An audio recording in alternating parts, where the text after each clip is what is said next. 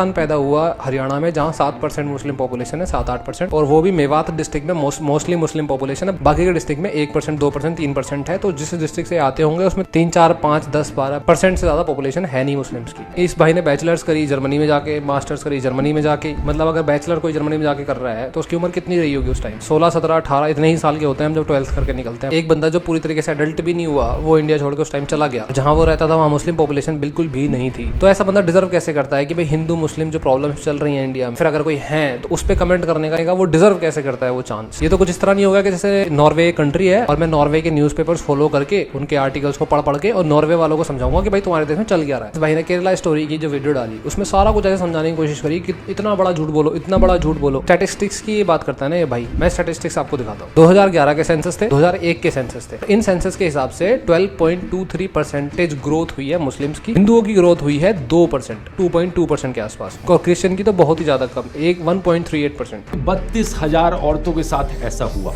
यही है वो बड़ा झूठ दोस्तों। ये झूठ इतना बड़ा है कि कोई आम इंसान इसे सुनेगा तो उसे लगेगा यार 32,000 के साथ नहीं, कुछ तो सच्चाई होगी इसमें, कुछ हजार औरतों के साथ ऐसा हुआ होगा, सिर्फ 3 के साथ। अब इस भाई ने अपनी पूरी वीडियो में ये इंप्लीमेंट करने की कोशिश करी है कि भाई 32,000 लड़कियां नहीं थी, 3 लड़कियां थी, सिर्फ 3। तो भाई अगर ऐसा है तो ये 2001 से 2011 के जो सेंसस है उसमें मुस्लिम पॉपुलेशन 12%, 12 भी नहीं, 12.23% से कैसे बढ़ी, और हिंदुओं की पॉपुलेशन सिर्फ 2.2% से कैसे बढ़ी। 6 गुना ज्यादा परसेंटेज ग्रोथ है। कन्वर्जेंस हुए होंगे तभी ये ग्रोथ रेट इस तरह से मैनेज हुआ है ना। तो बात रही स्टैटिस्टिक्स की, ये जो कन्वर्जेंस हुए हैं हर चीज आपके सामने नहीं आ सकती, कुछ स्टोरीज आपके सामने खुल के आ जाती है। जैसे फातिमा जिसकी स्टोरी है, उनकी जो माँ है के बिंदु, वो सामने आई तभी वो पूरी पूरी स्टोरी सामने आई। अगर वो सामने ना आती तो शायद ये स्टोरी भी सामने ना आती। इसी तरीके से पता नहीं कितनों की स्टोरी सामने नहीं आई होगी। और स्टैटिस्टिक्स के बेसिस पे हम हर चीजों का सॉल्यूशन नहीं निकाल सकते। अगर स्टैटिस्टिक्स के बेसिस पे जाओगे ना तो मेरे स्कूल में जितने भी बच्चे आते थे सब अच्छे गाड़ियों से आते थे, और अगर उनके इनकम सर्टिफिकेट उठा के देखोगे ना आप तो सबकी आय इनकम 1 लाख 2 लाख साल की, इतने ही मेंशन करके रखते थे वो लोग। और ये वो नहीं है, आपको सबको पता है कि इनकम सर्टिफिकेट कैसे कैसे बनवाते हैं लोग। और इनकम क्या, आप कुछ भी बनवा लो इंडिया में, पॉपुलेशन इतनी है इसलिए जो गवर्नमेंट है, एडमिनिस्ट्रेशन है, सब चीजों पे ध्यान नहीं दे पाती। आप खुद बता दो भाई, जितने लोग वीडियो देख रहे हो, आप में से कितने लोगों के पास ड्राइविंग लाइसेंस है, और आप में से कितने लोगों ने जिनके पास ड्राइविंग लाइसेंस है उन्होंने सच में ड्राइविंग का टेस्ट दिया हुआ है? तो स्टैटिस्टिक्स के बेसिस पे आप अमेरिका को तोल सकते हो, इंडिया नहीं तोल सकता। मैंने रिसर्च करी तो मुझे पता चला काफी लोगों से कि जब आप पार्टी जीती थी, आम आदमी पार्टी, तो इम भाई ने एक सॉन्ग रिलीज करवाया था। आपके सामने एक पिक्चर आ रही होगी, ये सैन फ्रांसिस्को की पिक्चर है, और आपके सामने अब जो पिक्चर आ रही है ये भी सैन फ्रांसिस्को की पिक्चर है। ये हाल तो पूरे दुनिया में हर सिटी का है ऑलमोस्ट। लेकिन ये भाई जब बनारस का दिखाते हैं ना कि मोदी जी ने कुछ नहीं करवाया, तो ये फोटो ऐसी दिखाते हैं जहाँ पे कूड़ा कचरा और ये सब पड़ा हुआ है। हाँ, बनारस में गंदगी बहुत है, ये सच है, लेकिन बनारस में आने वाले लोग कितने ज्यादा हैं वो भी तो मैटर करता है ना। अगर ऐसा ही है तो आपने दिल्ली की फोटोज कभी क्यों नहीं दिखाई? दिल्ली में ट्रैफिक सिचुएशन इतनी गंदी है कि दिन में निकलने का तो हिम्मत ही नहीं होती किसी की। दिल्ली की बात क्यों होगी? दिल्ली तो आपकी है, आम आदमी पार्टी। कोई कह भी रहा था कि भाई ये आम आदमी पार्टी से फंडेड, पता नहीं है या नहीं है, लेकिन लगता तो भाई पूरा है। दिखाने को तो बनारस की मैं इतनी अच्छी फोटो आपको दिखा दूंगा, आपकी स्क्रीन पे भी आ रही होंगी, आप देखो। सिर्फ देखने का नजरिया होता है। और बनारस को अगर ये डेवलपमेंट दिखाने की बनारस डेवलप नहीं हुआ है, अमेठी ही दिखा दो मुझे कितना डेवलप हो गया, दिल्ली कितना डेवलप हो गया। फिर इस भाई ने क्रिटिसाइज करना शुरू किया स्टैचू ऑफ यूनिटी को। स्टैचू ऑफ यूनिटी कितनी बड़ी पैसे की बर्बादी है, लेकिन सरकार इस बात को कभी एडमिट नहीं करेगी। मतलब इससे ज्यादा शर्म की बात कोई नहीं हो सकती। मुझे पर्सनली क्या लगता है, ये भाई उठाता है आर्टिकल्स, खास करके उन न्यूज़पेपर के आर्टिकल्स जो लेफ्ट विंग के, जैसे वायर हो गया, क्विंट हो गया, और वहां से उठा के जो इसे मिलता है ना कि भाई इस मुद्दे पे या तो हम हिंदुओं की बेइज्जती कर सकते हैं, सनातन धर्म की बेइज्जती कर सकते हैं, या मोदी जी की बेइज्जती कर सकते हैं, बीजेपी, वो करना ये स्टार्ट कर देता है उन फिगर्स के बेसिस पे। शायद इसने हिस्ट्री प्रॉपर्ली ढंग से पढ़ी हुई नहीं है। सरदार पटेल ने हमारे भारत को एक करने में महत्वपूर्ण भूमिका निभाई। अगर देश के पहले प्रधानमंत्री सरदार वल्लभ भाई पटेल होते तो मेरा कश्मीर का ये हिस्सा आज पाकिस्तान के पास न होता।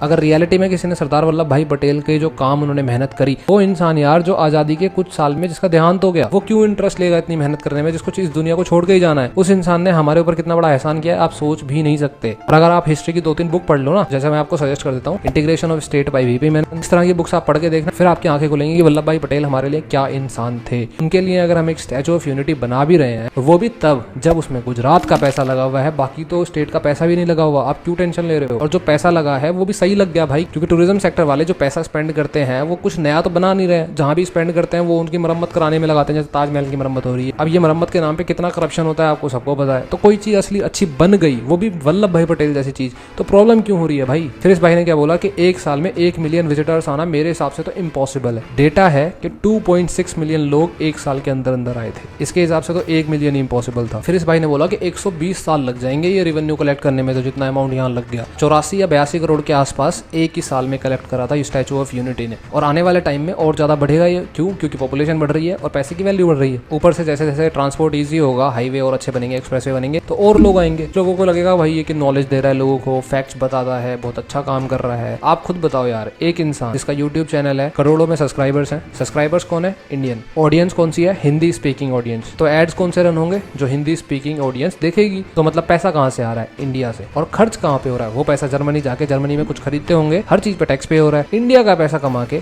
जर्मनी में खर्च हो रहा है और वहां से ज्ञान मिल रहे हैं कि इंडिया में क्या हो रहा है और कैसे होना चाहिए। एक और बहुत बड़ी हिपोक्रेसी आपको दिखाता हूँ। हुआ है कि एक बार फिर से सुप्रीम कोर्ट की क्राइसिस सामने आई है। एलिगेशंस लगाए जा रहे हैं कि हमारी सरकार अलग अलग तरीके से सुप्रीम कोर्ट पे अपना कब्जा जमाने की कोशिश कर रही है, उसे इन्फ्लुएंस करने की कोशिश कर रही है। जो सुप्रीम कोर्ट का इंडिपेंडेंस होता है उसको खत्म करने की कोशिश की जा रही है। ये चीज आज से कुछ महीने पहले भी सामने आई थी, जब 4 सीनियर मोस्ट जजेस ने आके सुप्रीम कोर्ट के एक प्रेस कॉन्फ्रेंस दी थी और कहा था हमारी डेमोक्रेसी खतरे में है। इस वीडियो में वो जो 4 जजेस हैं जिन्होंने काइंड ऑफ प्रोटेस्ट किया था, कंप्लेन फाइल करी थी अपने चीफ जस्टिस के खिलाफ, उसको इस भाई ने इस तरीके से जोड़ा कि बीजेपी की गलती है सारी, बाकी कोई गलती नहीं है। आप ना एक सिंपल काम करो यार, गूगल सर्च करो 4 सुप्रीम कोर्ट जजेस filed complaint against chief justice of India और आप देखो कि वो मुद्दा क्या था। आपको पता चल जाएगा कि बातों को कितनी मैनिपुलेट करता है ये इंसान। वो मुद्दा ये था कि 4 जजेस जो थे उन्होंने कंप्लेन करी थी कि जो चीफ जस्टिस ऑफ इंडिया है वो एक्सट्रीम इंपॉर्टेंट केसेस को जो इंडिया को अफेक्ट करते हैं उन केसेस को उनसे बाईपास कर देते हैं और जूनियर्स को दे देते हैं जो बहुत ज्यादा इंपैक्ट डालने वाले हैं इंडिया में। हायरार्की को मेंटेन नहीं कर रहे, ये इंडिया की डेमोक्रेसी खतरे में है क्योंकि chief justice of India dictatorship कर रहे हैं पूरे ये जुडिशियल सिस्टम में। आप कभी नोटिस करना है कि ये बंदा बहुत ही मुश्किल से या फिर ना के बराबर आपको क्रिटिसाइज करता है, उल्टा सपोर्ट करता है काफी हद तक। सो व्हाट एग्जैक्टली इज ही?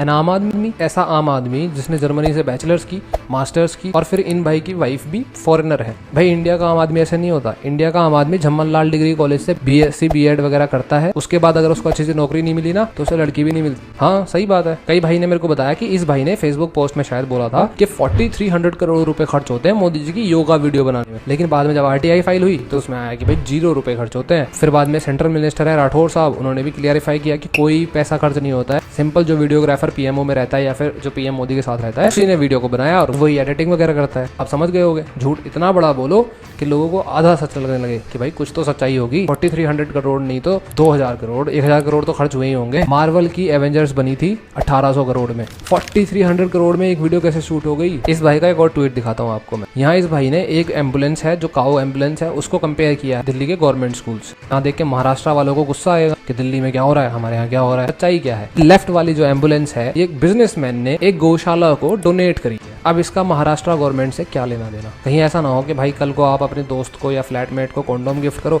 और ये फोटो खींच ले और लगा दे कि आम आदमी पार्टी ने देखो क्या क्या किया है और बीजेपी की गवर्नमेंट में ये देखो क्या हो रहा है। अब आपको शायद ऐसा फील हो कि भाई मैं बीजेपी सपोर्ट करता हूँ। आपको सीधे सीधे बताता हूँ, मैं बीजेपी को वोट करता हूँ लेकिन कोई डाई हार्ड सपोर्ट नहीं करता। आप मेरे को सेंटर में कल बेटर ऑप्शन ला के दो मोदी जी से के अलावा, मैं कल ही अपना वोट चेंज कर दूंगा। और अगर आपको ऐसा लगता है कि मोदी जी को हटा के दूसरे जो भी गांधी परिवार से हैं उनको प्राइम मिनिस्टर बनाना चाहिए, तो यह आपके अंदर की इतनी ज्यादा घुसी हुई नेगेटिविटी और हेट है मोदी जी के खिलाफ कि आप गांधी परिवार से किसी को भी जिताना नहीं चाहते। आप मोदी जी को हराने के लिए अपने अंदर इतनी नेगेटिविटी लेके बैठे हुए हो। मैं बहुत सिंपल सी बात करता हूँ, मैं एडमायर करता हूँ नरेंद्र मोदी को क्योंकि वो इंसान लीडरशिप करते हुए एक इलेक्शन तक नहीं हारा है। अगर आप उसकी लीडरशिप से सीख नहीं सकते तो वो आपके अंदर की भरी हुई नेगेटिविटी की प्रॉब्लम है, किसी और की प्रॉब्लम नहीं है। लेकिन अगर आप भी बीजेपी को अच्छी पार्टी नहीं मानते फिर भी आप ध्रुव राठी की बातें कैसे सुन सकते हो जो इंसान एक ही पार्टी को गालियां दिए जा रहा हो? और अगर ऐसा सुनने में आपको खुशी मिलती है तो आप भी अंधभक्त हो बीजेपी और मोदी जी को लेके, उनको हेट करने में। फिर आपको बुरा नहीं मानना चाहिए अगर उसका कोई भक्त है तो।